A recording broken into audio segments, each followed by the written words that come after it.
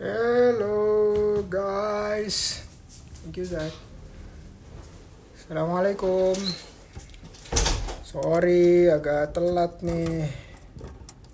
Salah hitung, salah hitung. Olahraganya disiangin, ternyata nggak keburu deh. Oke, kita sore ini ngobrol seputaran gerakan penciptaan lapangan kerja. Kali ini tamu kita adalah Coach ST. Coach ST adalah pendiri penggerak komunitas wirausaha. Bang Denny, baik, alhamdulillah. Makasih yang udah mampir. Ada Mak Mak harus datang soalnya bosnya kan ada sekarang. Tapi bosnya belum datang nih. Mana bosnya?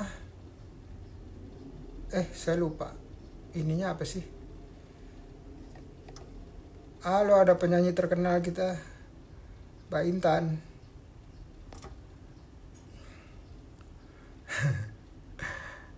Oke, ini bentar ya, ini apa sih ini?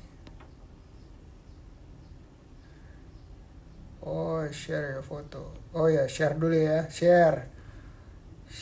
Nih dia nih, ngobrol santai dengan Coach ST. Itu flyernya. Terus ngilanginnya gimana nih?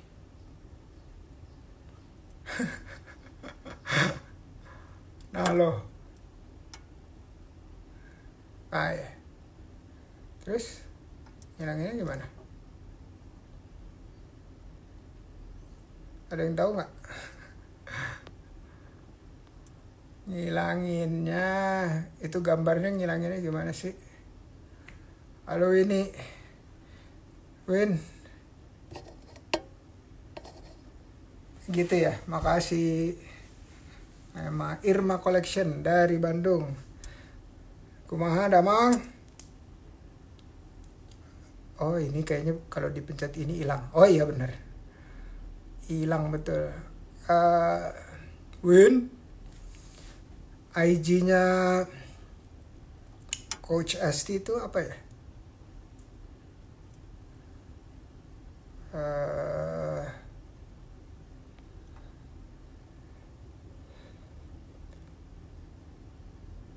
Dovir.m. Saya di Tegal tapi lagi rantau di Jakarta. Oke. Oh pakai OKOC Forever ya. Oke deh. OKOC Forever.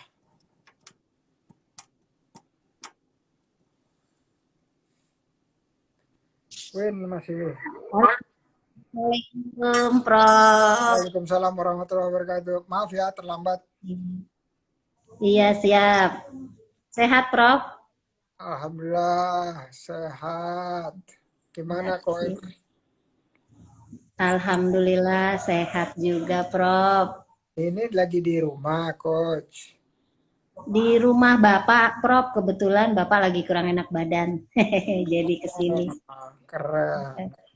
Jadinya nengok Bapak. Iya, betul, Prof. Katanya putranya baru ulang tahun ya? Iya, kemarin ulang tahun. Saya juga ulang tahun, Prof, hari ini. Masya Allah. Doain ya, Prof, ya. Sehat terus. Amin. Didoain supaya usianya dipakai untuk bermanfaat untuk banyak umat. Amin, amin, ya Rabbal Alamin. Terus jadi suaminya ulang tahun. Terus Ya, anaknya ulang saya tahun. tanggal 8, saya hari ini. 3 orang. Berarti Irit, Prof. irit ya? Irit banget. Irit terus jadi kuenya satu aja apa gimana? Satu rame-rame lah, Prof. Kami bikin tumpeng kemarin. Oh iya, aku lihat tumpengannya. Tuh ada Oke Forever Cirebon tuh. Mantengin katanya. Iya, siap. Ada teman saya, Uli Pai dia fotografer terkenal. Wow. HBD Bunda Esti itu Zakia Ahmad Ya, Milad Beketum Forever. amin. Mbak Emma juga Doain. bilang gitu. Oke, Coach, Ya, siap, Prof. Forever itu singkatan apa, Coach? Wah, ini saya juga kalau ditanya forever singkatan apa itu bahasa Inggris agak pusing-pusing saya. Maklum, Mama. Pokoknya itu singkatannya tuh kira-kira begini, itu forum untuk para relawan yang mau berjuang untuk UMKM gitu, Prof. Ini mungkin bisa dibantu nih mana nih ya. Biasanya tuh yang jago bahasa Inggris tuh sekjennya tuh, Coach Uh, Amel bikin. Coach Amel, mana tuh Coach Amel? Bikin nggak bertanggung jawab Kayaknya tuh. Bikin iya. singkatan tapi pakai bahasa Inggris. Sudah itu terus nggak apa nih. Itu Mama udah ribet deh pokoknya gitu. Pokoknya ini forum untuk para relawan yang berjuang buat UMKM kira-kira begitu. Masya Allah. Terus disingkat-singkat jadi Forever gitu ya. Disingkat-singkat jadi forever gitu. Itu juga sebenarnya karena kecintaan kita nih sama OKOC, Prof. Jadi maunya OKOC aja gitu. Jadi makanya OKOC forever, forever, never and ever katanya Pak Sandi. Forever and never. Jadi nyanyi deh. Gitu Ya. deh, Prof. Ini yang udah mampir. Kalau belum, saya kasih intro sedikit. OKOC Forever itu adalah komunitas, penggerak komunitasnya. Foundernya adalah salah satunya Coach Esti, dan ada Coach Amel, ada Coach Gofur. Satu lagi Coach apa ya?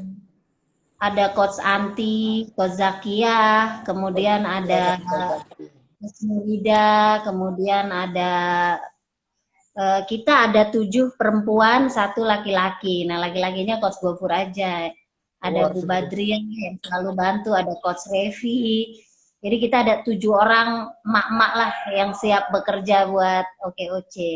Masya Allah. Dan Gitu. perlu diketahui, komunitas OKOC Forever ini adalah salah satu komunitas, sedikit komunitas yang keberadaannya ada di hampir seluruh Indonesia. Indonesia nasional.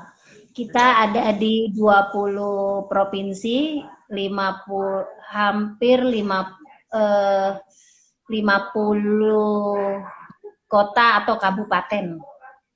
20 provinsi, 50 kota atau kabupaten. Kabupaten, kemudian kita punya anak, udah punya anak, ada RO of itu Raja Wali OKOC Forever, kemudian ada Cafe Forever yaitu komunitas pengusaha Forever, kemudian ada komunitas pengusaha Forever Tiga Raksa di Tangerang. Oke, Jadi sudah ada. Oh, satu lagi ada Forever Yata Latop di Cilengsi. Jadi kita ada 4 coach, Prof. anaknya ya. Ada 4 anak. Nah, udah punya 4 anak nih Forever. Wih, luar biasa. Bentar lagi punya cucu kayaknya nih. Iya, sepertinya seperti itu karena kemarin dari komunitas yang pengusaha di Jawa Timur itu mau melahirkan khusus Lumajang, OKOC Forever Lumajang, tapi belum tahu namanya apa gitu. Mungkin yang mau jadi cucunya nih dari komunitas pengusaha Jawa Timur gitu. Luar biasa, itu pencapaian luar biasa tuh kalau udah sampai cucu. Belum ada yang punya cucu. Yang punya anak aja masih sedikit. Masih sedikit ya, anaknya udah 4. Anaknya udah apa? Ada Enggak, temanku. satu soalnya nih Forever. Coach, Ya, Prof. ininya apa ya? IG-nya Coach apa ya? ST_Ginting 03. ST_, saya mau tulis di sini biar orang-orang kalau mau tahu profil foundernya OKOC Forever itu SI underscore ya, Ya, underscore Ginting 03. Ginting 03.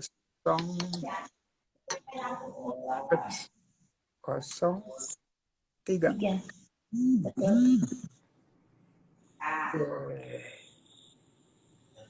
Tinggal di pin. Dah. Dah. Sip. Ini ada teman-teman yang baru gabung, baru nyapa. Ada Mbak Lisa dari Palembang, Ani Heza. Apa kabar Mbak Lisa? Panggilannya Teteh. Oke, nah Forever nih, Forever kalau udah di 20 provinsi, terus 50 kabupaten kota, ini pasti aktivitasnya banyak banget dong ini ya. Ya, alhamdulillah Prof, yang karena ini kan lagi musimnya pandemi, kami masih berbagi di bidang sosial, itu teman-teman di daerah juga tetap melakukan kegiatan sosial dengan berbagi, kalau kemarin itu Ramadan kita berbagi sembako dan nasi bungkus.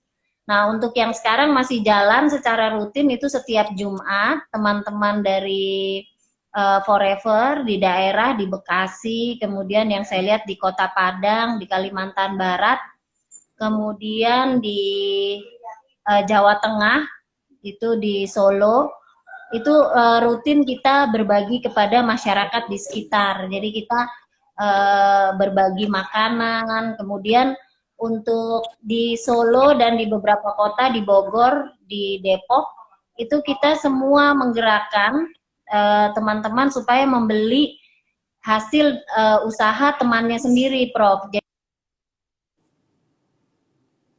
Oke, jadi saling beli ya, saling beli gitu ya. WA Group itu semua teman di sana bebas berdagang dan kita sarankan juga teman-teman membeli. Jadi kalau di komunitas kita ada, kenapa harus beli di tempat lain gitu, Prof. Jadi kita untuk mendongkrak omset dari teman-teman kita sendiri. Nah, untuk di pusat sendiri saat ini memang kegiatan yang rutin masih kegiatan berbagi di hari Jumat, Prof. Kebetulan saya sendiri juga yang menjalankan. Itu sudah ada beberapa teman UKM yang meniru konsepnya nih, Prof. Jadi konsep berbaginya nih. Caranya gimana? Kita mengumpulkan para donatur. Jadi donatur itu kan sebenarnya agak bingung juga nih mau menyalurkan kemana kalau cuma sedikit gitu ya, cuma 100.000, 200.000. Nah, kita sebagai UKM menangkap peluang itu, Prof. Jadi kita menjual nasi murah, UKM yang memproduksi, kemudian UKM juga yang membagikan gitu. Nah, ternyata setelah kita coba konsep ini justru jalan, Prof. Jadi sedekahnya dapet, jualannya juga dapet buat UKM-nya. Nah, ini di Tanjung Priuk sudah mulai ada, kemudian kalau nggak salah di Kendal ada, di beberapa tempat itu sudah mulai meniru konsep ini. Kebetulan saya juga konsep yang kita jalankan ini juga saya hasil ATM, amati, tiru, modifikasi. Ini juga saya tiru dari kakak kelas saya kuliah, itu namanya Mbak Rina Agustina, itu konsep sedekahnya luar biasa dan sudah besar sekali di Kendal, Jawa Tengah. Kemudian kita juga meniru Mbah Asmari yang di Semarang itu, walaupun naik sepeda dia tetap membagikan nasi bungkus gitu. Jadi sebenarnya bukan perkara kita mampu atau tidak mampu, ini sebenarnya perkara mau atau tidak gitu, Prof. Gitu ya. Keren. Seperti itu konsep kita membangun UKM-nya nih, Prof, di masa pandemi ini gitu. Jadi kegiatan sosial tapi belinya dari anggota komunitas gitu ya. Betul, betul. Jadi dibagikan langsung juga untuk teman-teman baik komunitas, warga sekitar, orang-orang yang membutuhkan itu. Oke, oke. Ini Coach Zakiyah ya, Alatas ya. Iya, Zakiyah Alatas itu salah satu founder juga dari OKOC Forever. Makasih udah mampir, Mbak Intan, Erlita, seorang pemain sinetron. Makasih udah mampir, Mbak Iva Tito. Apa kabar? Oke, ada Bagalalu. Siapa lagi nih ya? Salman. Prof mau tanya tentang drop shopping dong. Uh, drop shopping. Coach Zakiah nih nanya nih, drop Oh shopping. iya. Nah, gimana nih? Ya, Uh, Coach Zakiyah ini kan sebenarnya konseptor di OKOC Forever. Beliau banyak mendesain, nah seperti flyer kita ini yang mendesain Coach Zakiyah, Pro. Jadi beliau ini desain-desainnya dipakai selalu oleh Forever. Kebetulan kan beliau punya Ziki Gallery, Prof. Coach hmm, Zakiyah ini punya Ziki Gallery, biasanya membuat maket. Nah, sekarang jadi masalah adalah pada saat pandemi ini jarang orang pesen maket. Jadi sekarang usahanya lagi tiarap. Nah, kebetulan beliau punya banyak sisa-sisa akrilik dari sisa-sisa pembuatan maket. Kemudian kemarin tercetus ide membuat itu loh coach apa sih namanya bahasa Inggris juga itu apa tuh coach Zakia namanya One Touch Tools. Nah, saya inget tuh. Jadi dia suatu alat untuk buka pintu, mencet ATM, tatut-tatut gitu ya. Tapi tanpa kita perlu menyentuh. Jadi ada alatnya dari akrilik. Sayang saya nggak bawa sih ya. Nah, itu alatnya itu Prof dibuat dari akrilik. Nah, Kozakia nih masih bingung. Ini orang banyak yang pesen, tapi karena Kozakia memang bukan dari marketing dan bukan orang pemasaran, dia bingung nih. Ini orang maunya dropshipper. Jadi misalnya saya yang pesan, yang bikin kan Kozakia. Nah, Kozakia ini kan harus ngirim, tapi pengirimnya harus atas nama saya. Nah, itu sistem dropshipper. Nah, itu mungkin dropshipping yang ditanyakan Kozakia itu. oh, oke, oke. Nah, jadi Hmm. uh, kan kalau ini alat bantu touchless ini kalau mau dijadiin barang yang dimasukin di e-commerce, misalnya Tokopedia, Bukalapak, Shopee, mereka otomatis di dalam platformnya mereka udah ada yang namanya pilihan drop shipping, ya, drop shipper gitu. Jadi kan Ya, kita nggak harus bikin-bikin lagi. Jadi kita sama aja kalau dari kita yang punya barang itu sama aja kita transaksi, tetapi kalau dia klik dropshippernya berarti kita harus kirim ke alamat, ya, ke alamat dan atas nama orang yang membeli itu. Ya, jadi tapi betul. pembayarannya sih tetap tetap tetap udah diatur Termasuk. sama sistem, ya, udah diatur sama sistem. Gitu. Iya, betul. Ya, sebenarnya kalau dia dijual online di marketplace nggak jadi masalah karena itu sudah ada pilihannya dropshipper. Mungkin yang agak bingung dari Kozakia itu karena dia banyak yang bypass ke beliau minta untuk dikirim langsung gitu, Prof. Jadi misalnya teman-teman di IG, teman-teman di Facebook seperti itu. Oke, Iya, oke. Uh, saya sih nggak ada isu. Yang penting kitanya mau, Coach Zakiahnya mau melabel seolah-olah ini produknya orang yang mesen. Ya, jadi betul. ya, bukan orang yang dituju. Dan pembayarannya juga kalau mau sendiri juga bisa sama aja. Jadi nggak ada bedanya. Bedanya adalah alamat pengiriman dan si pengirimnya bukan Coach Zakiah jadinya. Betul. Pengirimnya adalah si dropshippernya. Hanya itu aja sih yang berubah gitu. Nah, tinggal pembayarannya aja harus disepakati seperti apa. Jadi kalau barangnya sudah dimiliki oleh si dropshipper atau sudah dibayar, itu saya rasa jauh lebih enak, ya, lebih mudah. Baru dikirim ke alamat yang dikirim oleh si dropshipper tersebut. Betul. Kalau transaksi online yang menjadi acuan memang kita terima dulu uangnya baru kita kirim barangnya, Prof. Karena kalau kita kirim barang belum terima uang ya nanti kita ditipu gitu, Prof. Jadi memang pada prinsipnya pembelian atau pembayaran online ya diterima dulu uangnya baru kita kirim barangnya. Ya, kalau kayak Shopee gitu kan ada COD dan seterusnya gitu ya. Jadi harus dikatakan aja sebelumnya bahwa syaratnya adalah pembayaran tunai karena kita tidak menggunakan platform e-commerce kan langsung dari misalnya dari Instagram, dari Facebook, dari WhatsApp. Nah, jadi itunya di depan harus dibuka. Nanti kalau nggak, nanti mereka mintanya boleh nggak COD, boleh nggak ini dan seterusnya. Jadi kita pusing sendiri nanti. Jadi kalau Betul. baru mulai sih ini aja tunai aja biar lebih aman. Iya, betul. Ya. Keren banget Prof, itu ini barang. ada titipan pertanyaan nih, Prof, dari teman-teman. Boleh.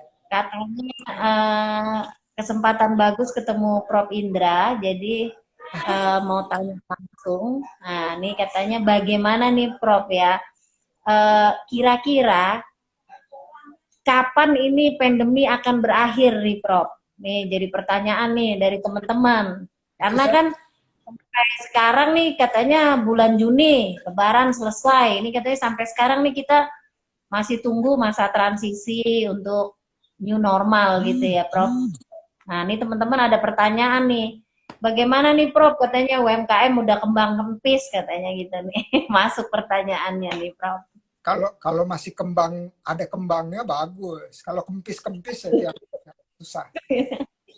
Yang repot ya. Nah, kalau masih ada kembang kempis, alhamdulillah.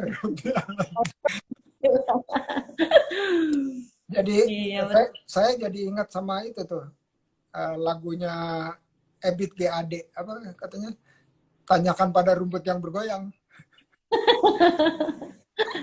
nggak jelas soalnya ya, Prof.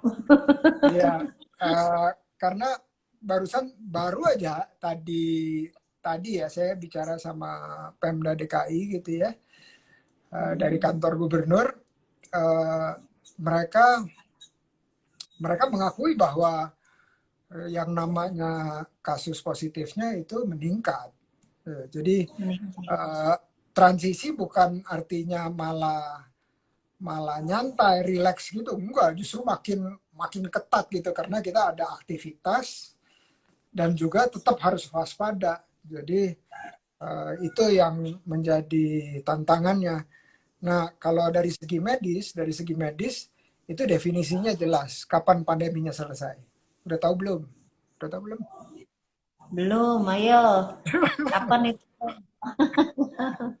Kalau kalau saya dengar dari teman saya yang dokter, ya pandemi ini akan berakhir. Ya nggak berakhir sih, akan mereda apabila katanya obatnya ditemukan antivirusnya. Nah, sementara belum tahu kapan antivirus itu ketemu gitu, Prof. Betul, betul 100. Nah, jadi gini, kalau kalau itu dari medis ya, dari medis bilang nanti kalau udah ketemu. Kalau dari perusahaan-perusahaan besar dunia, 500 perusahaan besar dunia, mereka memprediksi bahwa mereka bisa normal lagi itu mayoritas mengatakan di semester pertama 2022. Wah, Masya Allah, lama benar. Itu bisnis besar ya, Prof. Bagaimana dengan bisnis kecil UMKM? Nah, itu masalah. Nah, tapi UMKM ini karena dia mikro kecil gitu ya, dia lebih lebih cepat manuvernya, lebih cepat manuvernya dan dia bisa kalau kata Mas Andi itu bisa pivot ya, bisa balik arah, bisa belok kiri, bisa belok kanan. Nah, jadi saya sih saranin kepada teman-teman ada ada kata-kata yang kemarin saya orang-orang banyak pakai itu banting setir. Tapi banting setir itu jangan langsung diartikan serta-merta seperti ganti usaha, bukan. Banting setir itu ada tahapannya. Tahapannya pertama banting setir adalah banting setir mengenai persepsi atau pola pikir. Ya, pola pikir itu kita harus banting setir. Kenapa? Misalnya ya contoh, cara kita berinteraksi yang tadinya tatap muka menjadi non tatap muka. Yang tadinya 70% tatap muka, salesnya menjadi terbalik. 70% harus non tatap muka. Nah ini yang saya sebut sebagai tahap pertama atau fase pertama banting setir. Banting setirnya pola pikir. Berikutnya berikutnya adalah banting setir tetapi di usaha kita, ya, di usaha kita. Jadi kita kembangkan di usaha kita apa yang kita bisa ubah, pelayanannya menggunakan atau menggunakan produk-produk yang lebih diminati. Misalnya contoh itu kan hijabnya keren tuh, pink warnanya tuh. Nah kalau ada yang nama maskernya ya. Nah, ini bukan promo nih Prof. Ini hijab produksi dari anggota kita Guizia Collection. Ini dari Wonosobo nih, Mbak Ane Giza yang jahit nih Prof. Nah, ini keren. Ini jilbabnya syar'i ya. Oke, nah saya usahakan pokoknya menggunakan produk anggota Prof. Gitu. keren. Harus promo terus. Nah, jadi yang kedua itu adalah kalau tadi pertama adalah pola pikir, yang kedua adalah masih tetap di dalam industrinya, misalnya tadi bikin hijab gitu ya, Ana bikin hijab. Tapi juga sekarang mulai bikin aksesoris lain yang melengkapi hijabnya yang juga dibutuhkan, terutama untuk kebutuhan pandemi ya. Masker, sarung tangan saya belum terlalu banyak lihat loh. Ya orang pakai sarung tangan. Sementara kalau di negara seperti Korea, Jepang itu mereka masker pasangannya adalah sarung tangan. Mungkin kalau di sini kalau pakai sarung tangan gerah kali ya. Tetapi menurut saya itu adalah esensial. Nah kita harus cari inovasi sama kreasi supaya nggak terlalu gerah gitu ya. Nah itu yang kedua ya. Itu yang kedua. Jadi kita bergerak hanya di area tempat kita usaha, ya, misalnya bikin APD dari jahit hijab jadi jahit APD juga. Nah yang ketiga, fase yang terakhir itu adalah banting setir betul-betul usahanya pindah kuadran. Ya, pindah kuadran atau diversifikasi usaha. Jadi usaha yang sekarang disimpan dulu, misalnya contoh ya, teman-teman yang di pariwisata itu sekarang dia simpen alat-alatnya, kendaraannya, dia simpan dulu, terus dia buka yang baru. Biasanya sih perginya ke barang-barang yang dicari ya, tadi selain barang medis, IT, terus sembako dapur, udah itu terus makanan-makanan ringan, dan seterusnya. Jadi ada 3 fase itu. Nah jadi nggak harus nunggu itu. Ya nggak harus nunggu kapan pandeminya berakhir. Jadi kita sekarang udah langsung aktif aja, hajar gitu, hajar. Ya. Jadi terus bergerak ya Prof ya, ngikutin iramanya si pandemi nih ya. Malah kita harus makin aktif gitu ya.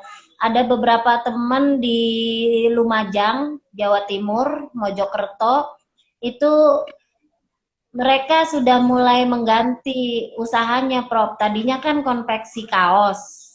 Sekarang kemarin itu lagi mulai musim pandemi sudah ganti jadi APD, masker. Nah, sekarang masker juga sudah beralih, Prof. Kalau masker biasa cuma masker biasa, sekarang tuh sudah masker cantik. Jadi karena sekarang yang kelihatan bukan lagi bibir menor, maskernya itu udah pakai manik-manik, kemudian pakai sulaman-sulaman, ya itu teman-teman udah dari Mojokerto juga sudah banyak yang buat, dan teman-teman di Bandung juga sudah bikin masker bordir. Di Jakarta juga teman-teman sudah mulai bikin.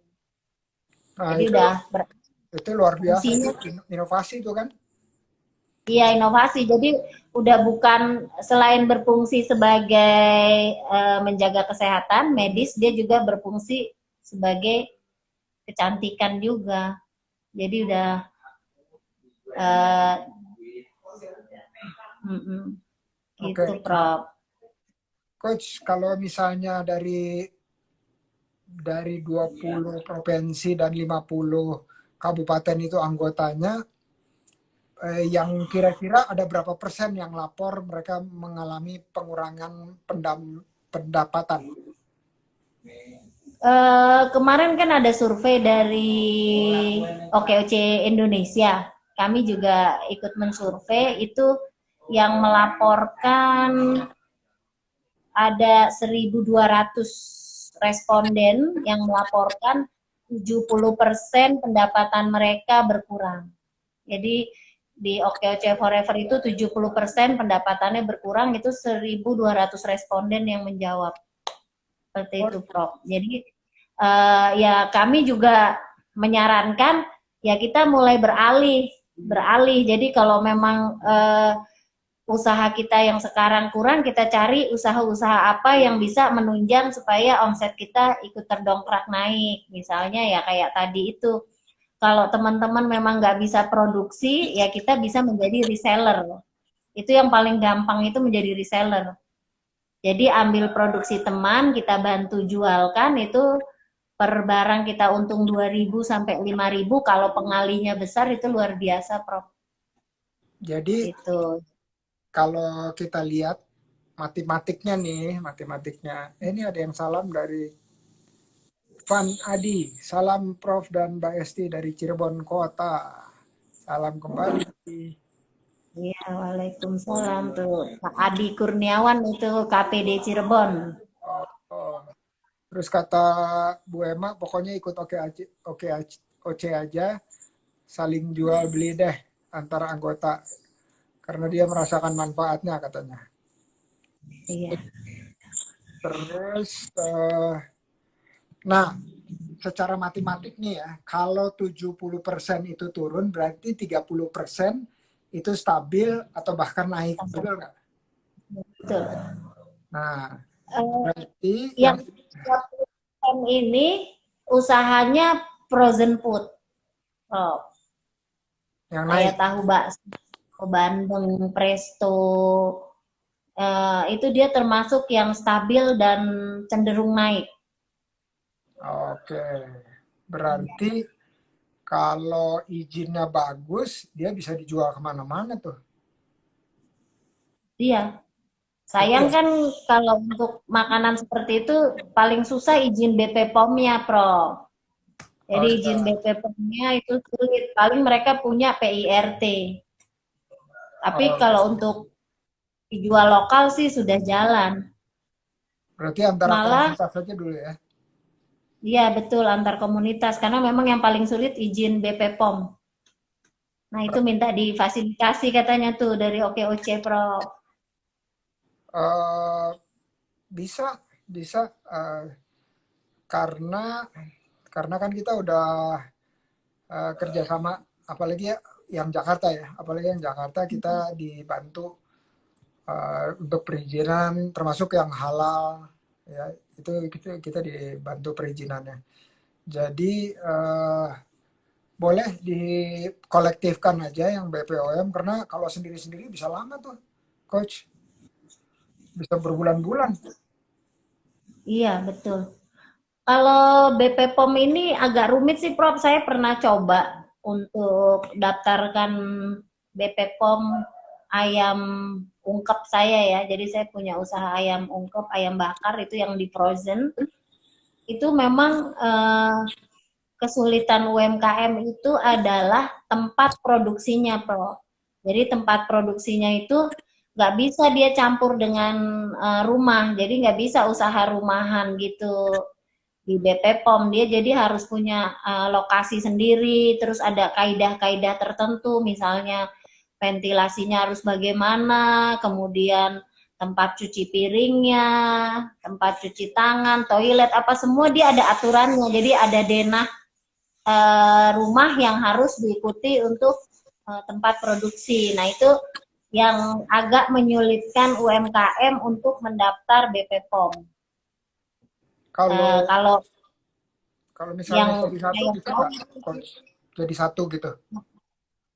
nah itu saya pernah tanya, boleh nggak sih rumah produksi itu satu, jadi setiap mau ada, tapi kan saya juga bilang begitu katanya nggak bisa, Prof. Jadi kalau mau ada kunjungan ke tempat saya, UKM lain di situ, itu katanya nggak boleh kalau ketahuan.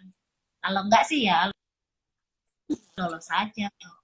Jadi maksudnya gini, maklun gitu kan?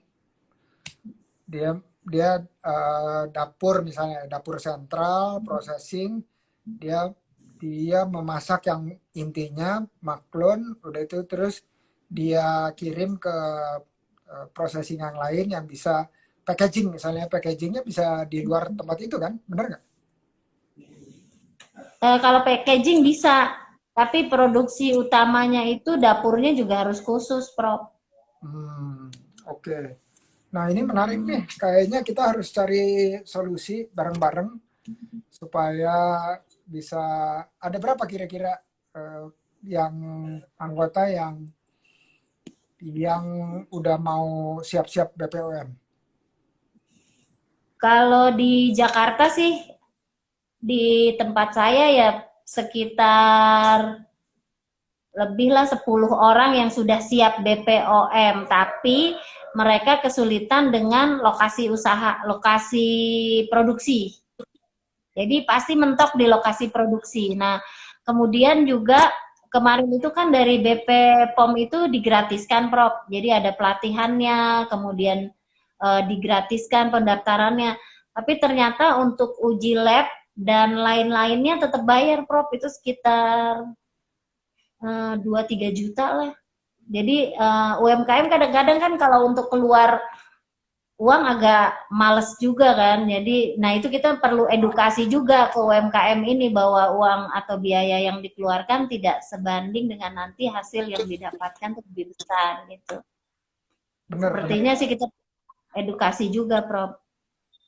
Dan Karena kalau untuk perizinan, kalau perlu perlu lab, perlu tambahan modal khusus buat perizinan, saya rasa sih nggak terlalu sulit untuk mencari pemodal-pemodal mitra-mitra kita. iya, sebenarnya sih dari OKOC Indonesia kita memang sudah ditawarkan juga, Prof, untuk kerjasama.com juga ada. Jadi dia bisa memberikan pinjaman syariah gitu ya. Tapi memang uniknya UMKM kita, waktu kita tanya butuh modal, butuh. Tapi begitu ada orang yang mau pinjamkan modal, itu kemarin kerjasama.com tuh sudah sedia 20 miliar 2 miliar, bukan 20 miliar, 2 miliar. Jadi per UKM itu kalau mau bisa pinjam 20 juta. Begitu yang mau minjemin ada, ajaibnya UKM kita, mereka malah mundur, Prof, takut. Nah, itu dia. Jadi memang kayaknya masih banyak hal harus kita gali lagi dari UKM kita. Sebenarnya kebutuhan utama mereka tuh apa sih gitu. Kalau butuh modal udah ketemu nih yang mau kasih modal. Tapi yang ini ternyata nggak nggak mau, nggak bersedia waktu modalnya udah ada gitu, Prof. Oke, itu Hmm. berarti mereka mungkin sepertinya harus ada pendampingan juga di dalam untuk permodalan dan juga supaya mereka bisa bisa memahami ya, memahami permodalan ini bagaimana kan. Kalau nggak dipahami mereka pikirnya kan, waduh ini nggak jelas nih, nanti malah saya Iya, jadi kerja buat yang minjemin gitu kan, kira-kira. betul. Nah, ini kalau kata Bu Emma apa nih? Kita di Cirebon berkolaborasi, Prof. Jadi berbagai berbagai apa? Berbagi 10 satu CV atau gimana tuh? Jadi satu satu ini kali, satu tempat kali, satu tempat CV-nya juga jadi satu. Jadi produknya yang macam-macam. Satu CV kali, maksudnya satu CV dipakai 10 UMKM gitu kali, Prof. Nah, Oh ini iya, menarik.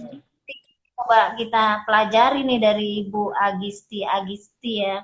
iya, iya. Kita coba ngobrol lebih lanjut deh nih, Bu. Saya tertarik juga nih, bisa ya satu CP kayaknya 10 KM yang pakai nih kayaknya. Bisa juga kan, bilang aja ada 10 produk kan, boleh nggak? Boleh kan? Nah, Jadi biaya ringan bersirkah, yang penting akadnya benar. oh kita Ya, udah ada tuh kerjasama.com nanti bisa dampingin atau modal rakyat atau koperasi asyirkah bisa mendampingin sih supaya akadnya benar gitu. Nah, terus saya juga sampaikan ke teman-teman di OKOC Forever itu, kalau sekarang itu kan pertanyaannya tadi kapan sih berakhirnya? Nah, sekarang itu kita ada berada di fase di mana kita memang harus bertahan, mati-matian bertahan. Kenapa? Kalau kita nggak bertahan, itu nanti pas masa kita mau bangkit kembali, itu udah nggak ada yang dibangkitin lagi kan, karena kita udah nggak bertahan, udah bubar gitu istilahnya ya.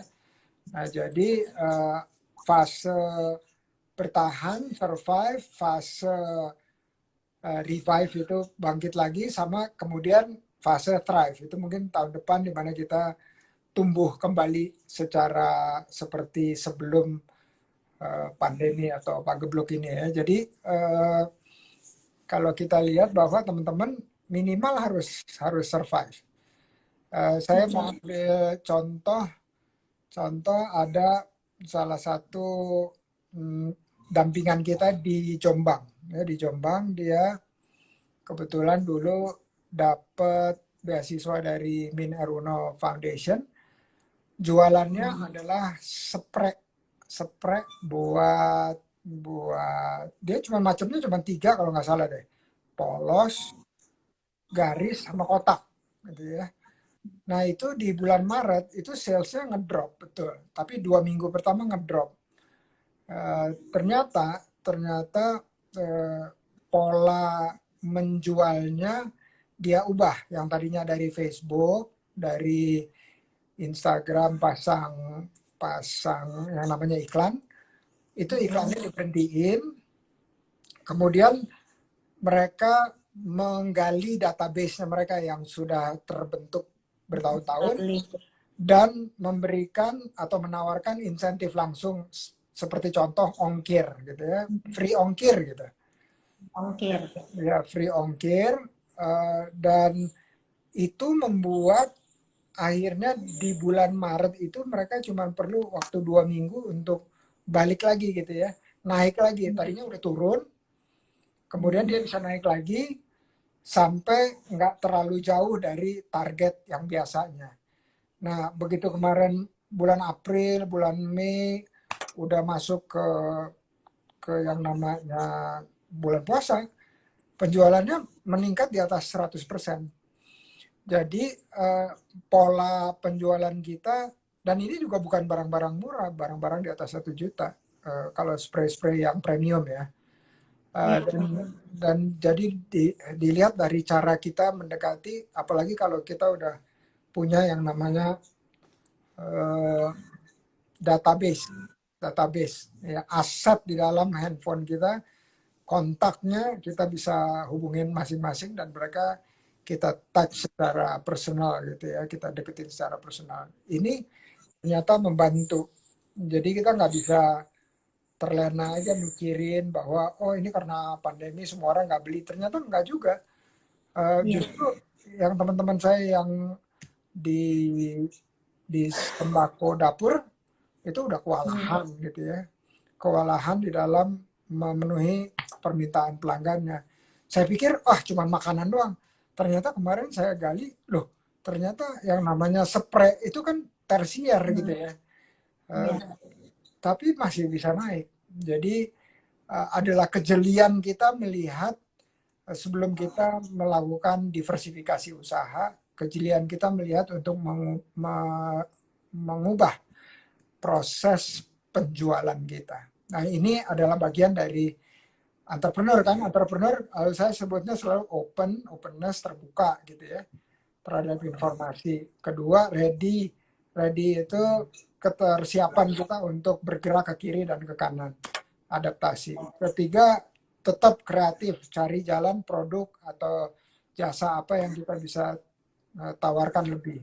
Keempat, inovasi harus terus ada, ya, kreativitas, inovasi nyambung kan.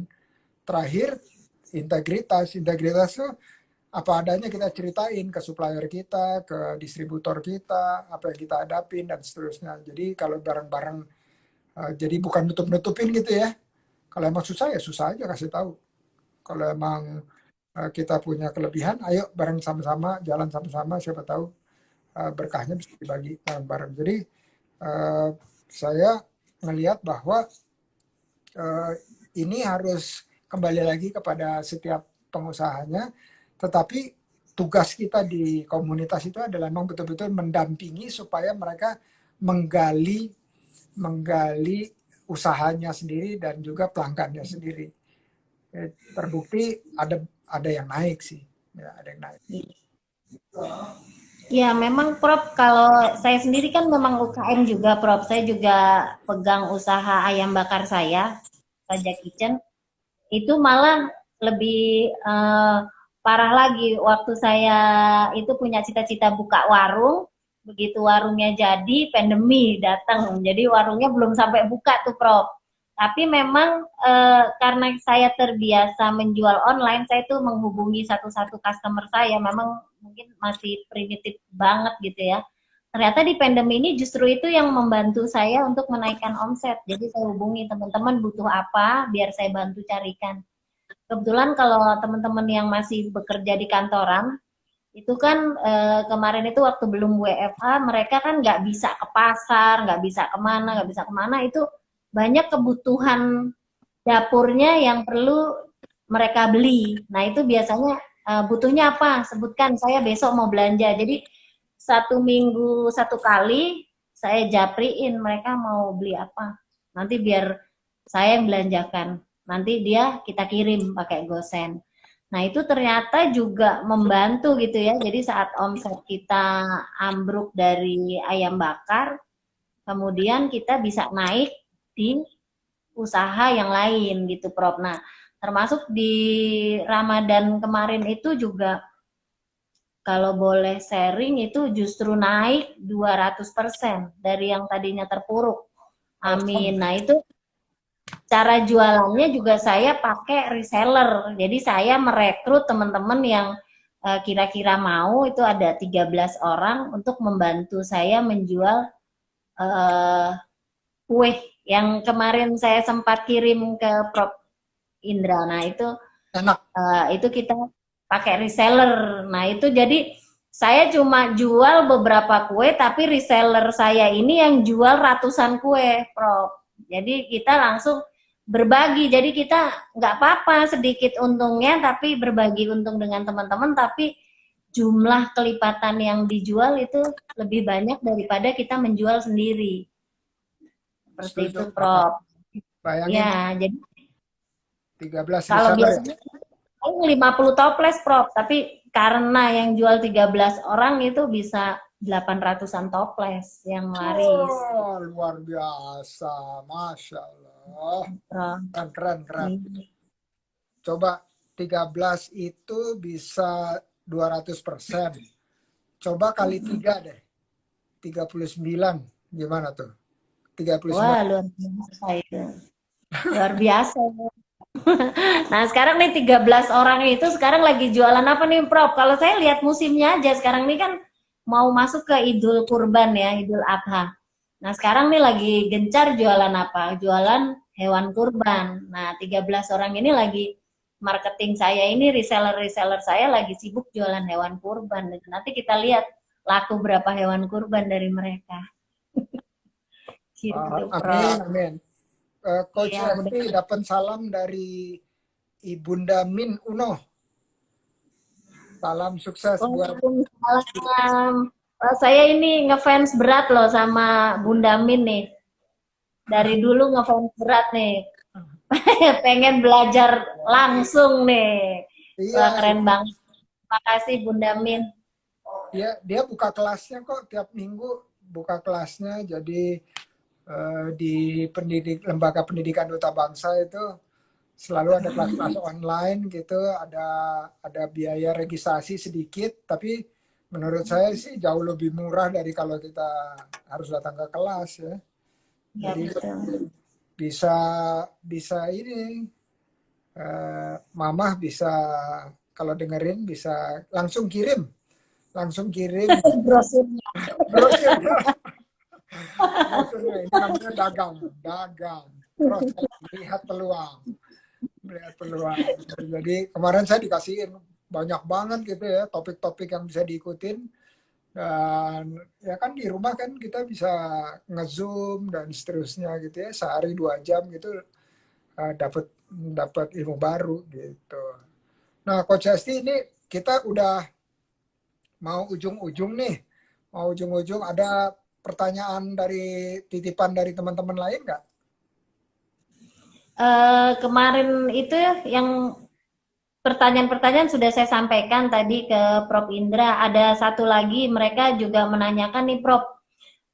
Kalau untuk di daerah nih Prof, kan banyak juga teman-teman di daerah nih yang kesulitan nih. Jadi kalau daya beli daerah itu katanya beda sama di kota. Jadi kalau saya kasih solusi seperti ini, kita begini, kita begitu, mereka bilang beda Bun, daya beli di daerah beda katanya gitu. Nah, mereka bingung nih sebenarnya kalau di daerah itu kan kalau memproduksi makanan katanya gitu ya, daya belinya sangat rendah dibanding di kota.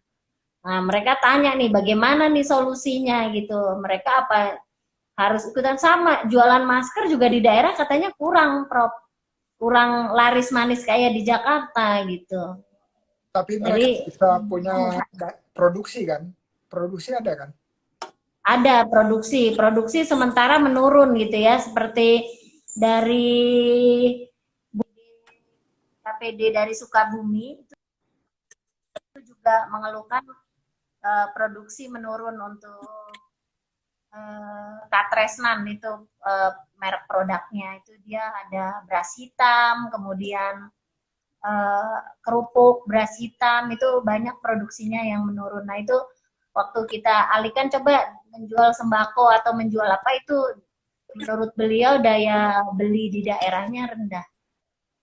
Oke, nah jadi isunya adalah yang tadinya mereka beli apa menjual distribusi ke daerah masing-masing itu karena menurun, pembeliannya juga menurun kan. Nah, gimana kalau distribusinya ke daerah-daerah yang daya belinya masih baik itu? Apakah itu bisa jadi solusi nggak?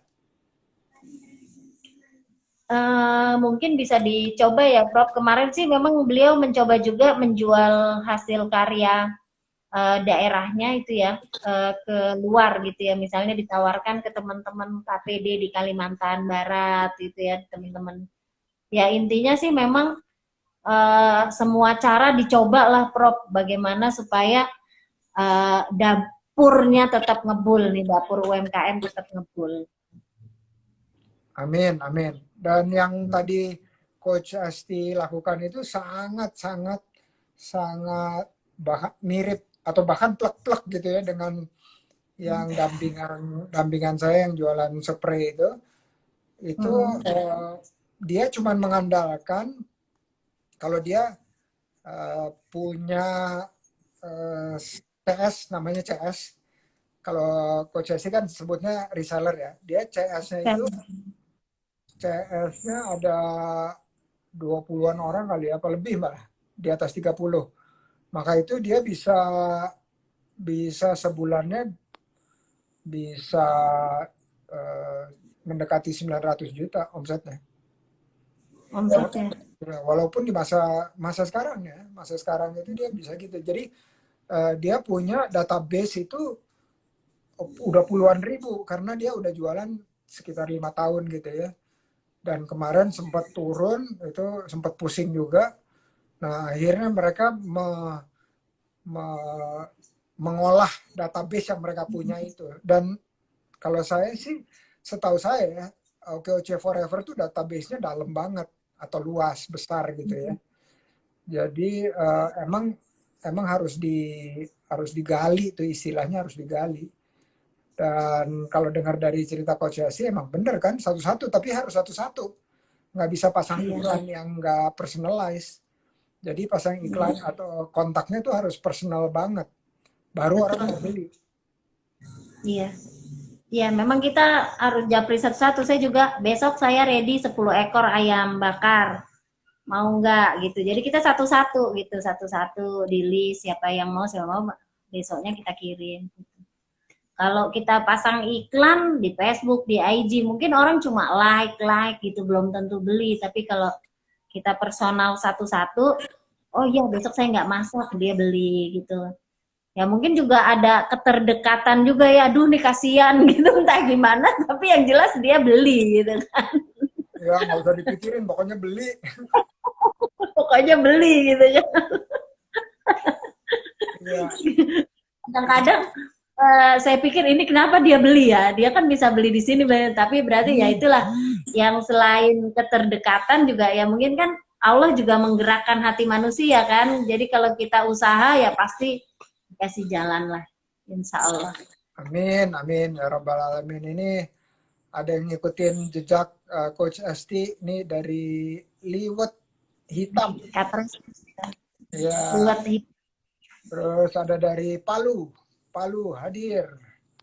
Terus tadi saya di atas nih scroll up tadi ada dari Mesir. Wah, pelajar-pelajar di Mesir juga nonton. Jadi terima kasih yang udah nonton. Ini ada nih, siapa nih? OF Cirebon hadir. Dari nah itu Pasuruan hadir. yang sukses tuh Ibu Amelia tuh, Prof. Ibu Amelia Cirebon tuh, Bunda Amelia tuh, penasehat OF Cirebon. Beliau itu kan usaha aslinya rotan. Tapi kan di musim pandemi nggak ada orang beli rotan nih, kayaknya sepi. Nah langsung beliau beralih, beliau sangat jeli ya waktu itu. Sekali waktu sama Prof Indra itu pelatihan pembuatan hand sanitizer dengan Pak Iim itu.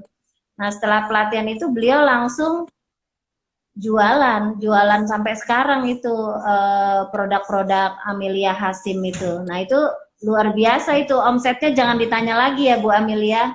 Udah tembus itu berapa ratus juta Bu. Masya Allah, seneng banget dengar ada success story. Ya, success story.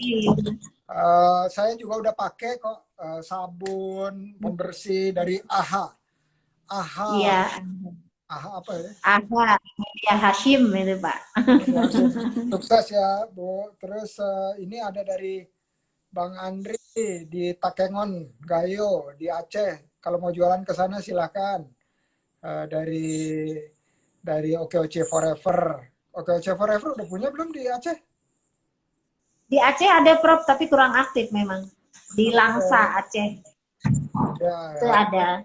Itu bisa disapa. Oke, ini udah ada warning waktunya. Nah, kita sebelum kita tutup kita foto dulu. Foto dulu. 1, 2. Oke, nah Coach Esti ada pesan nggak buat teman-teman yang 70% yang mengalami penurunan ini? Apa pesan-pesannya? Ya, buat teman-teman UMKM, teman-teman sahabat Forever, itu jangan khawatir. Allah itu tidak akan memberikan cobaan di luar kemampuan kita. Jadi kita tetap usaha, kita tetap beraktivitas, apapun bisa kita jalankan, insya Allah itu akan ada hasilnya. Jadi tetap semangat. Amin ya rabbal alamin. Dan nanti kita sapa teman-teman di daerah ya, OKOC Forever daerah, Coach Hesti tinggal atur waktu sama Winnie aja ya. Ya, siap Prof. Kita bisa Zoom bareng-bareng. Ya, siap. Sukses OKOC Forever. Siap, OKOC Forever. Terima kasih. Wassalamualaikum. Waalaikumsalam warahmatullahi wabarakatuh. Terima kasih semua. Dan mohon maaf yang belum sempat dijawab sapaannya, nanti bisa ditulis di komentar di IGTV yang saya akan share habis ini ya. Thank you. Assalamualaikum. Salam.